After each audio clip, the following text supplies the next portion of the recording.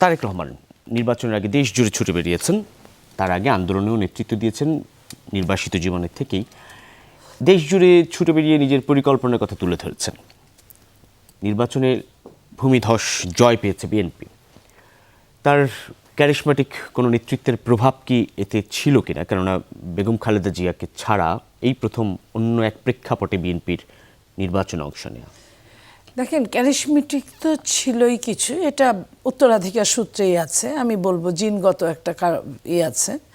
আর দ্বিতীয়ত হলো উনি এত বেশি মানে পরিস্থিতির শিকার ছিলেন, এত বেশি নেগেটিভ অবস্থানে ছিলেন আওয়ামী লীগের রুশানলে, এত বেশি যে উনি দেশেই ফিরতে পারেন না। ওনাকে একদম লিখিত বন্ডের মধ্যে লিখিত নিয়ে ওনাকে বাধ্য করা হয়েছিল বিদেশ যেতে, এবং তার আগে ওনাকে শারীরিকভাবে যে নির্যাতন করা হয়েছিল সব মিলে উনি এই যে 17 বছর সামথিং উনি বিদেশ থাকতে বাধ্য হয়েছেন, দেশে আসতে পারেন, এটা জনগণের মধ্যে কিন্তু একটা, যেই শুনে তার মধ্যে একটা রিভার্গেশন করে। এক নাম্বার, জুস রাখতে আমার পছন্দ স্টাইলিশ ও ফুড গ্রেড আরএফএল চক। জুস রাখার জোশ চক।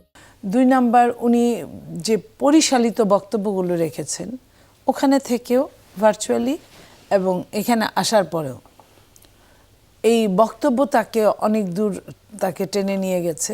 এই যে ক্ষমাশীল একটা দৃষ্টিতে, আমি মনে করি যেটা আওয়ামী লীগকে নিয়ে যে কথা বিবিসি বাংলা প্রশ্ন করেছিল যে আপনি কি, আপনার সঙ্গে এমন করা হয়েছে, আপনি কি চান, প্রতিশোধ চান? উনি বলেছিলেন আমি প্রতিশোধ চাই না, আমি বিচার চাই। এই যে প্রতিশোধ চাই না এবং প্রতিশোধ যে চান না, এটা কিন্তু প্রকারান্তরে অনেকভাবে আজকে পর্যন্ত বুঝিয়েছেন যে উনি কারো পারতপক্ষে সমালোচনা করেন না ওইভাবে, যতটা করা উচিত ছিল। আপনি দেখেন ফ্যাসিস্টের যে নায়ক শেখ হাসিনা, উনি কত বাজে আজে বাজে কথা বলতেন, কতভাবে ইনিয়ে বিনিয়ে মুখ চোখ বিকৃত করে একটা মানুষকে মানুষই মনে করতেন না। এই জায়গাটায় যদি আমরা দেখি, আমরা দেশনেত্রী বেগম খালেদা জিয়াকেও দেখেছি, উনি এত কষ্ট পেতেন, এত শারীরিক মানসিক কষ্ট দিতেন, তারপরেও উনি ওইভাবে কিছুই বলে নাই। এবং এই 5ই আগস্টের পরে পালিয়ে যেতে বাধ্য হওয়ার পরেও কিন্তু কিছুই বলে নাই, যেটা বলা উচিত ছিল। অন্য কয়জনে পারতো জানি না, আমি হলেও হয়তো বলতাম, বাট এই যে মা এবং ছেলে কিছুই বলে নাই ওরকম করে, এটা মানুষকে বিমোহিত করেছে, আনন্দ দিয়েছে।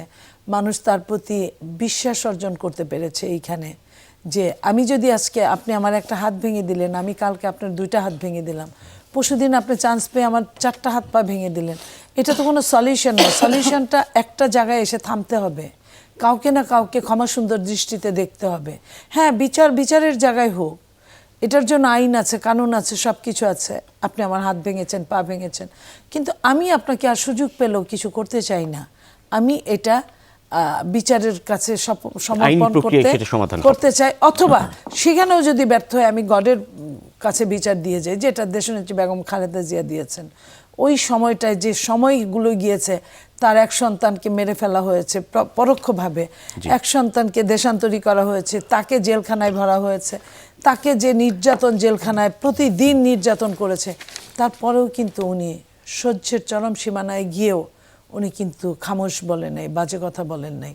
এই জায়গাগুলো আমি মনে করি যে তারেক রহমানকে নতুন একটা মাত্রায় নিয়ে গেছে এবং সেই যোগ করেছে।